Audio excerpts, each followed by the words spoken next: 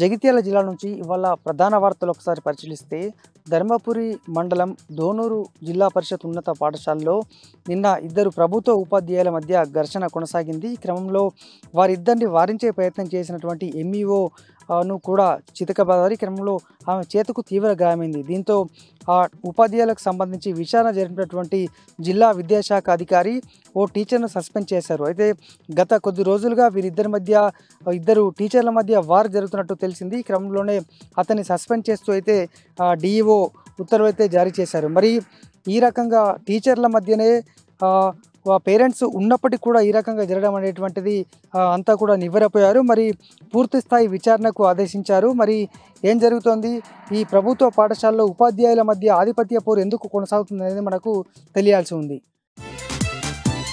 ఇక మరొక ప్రధాన వార్త, కాంగ్రెస్ పార్టీలో జీవన్ రెడ్డి వర్సెస్ సంజయ్ కుమార్ మధ్య వార్ రచ్చకెక్కిన విషయం మనకు తెలిసిందే. పచ్చగడ్డి వేస్తే బగ్గుమనే విధంగా తయారైంది. ఎందుకంటే బీఆర్ఎస్ నుంచి గెలిచినటువంటి ఎమ్మెల్యే డాక్టర్ సంజయ్ కుమార్ కాంగ్రెస్ పార్టీకు అంటగాగుతూ కాంగ్రెస్ పార్టీతో ఉన్న విషయం మనకు తెలిసిందే. నిన్న మంత్రి పొంగులేటి శ్రీనివాసరెడ్డి వచ్చినటువంటి సందర్భంగా కాస్త సీరియస్గానే వ్యవహరించారు. అలాగే ఇటు మంత్రి పొంగులేటికి చురకలు కూడా అందించారు.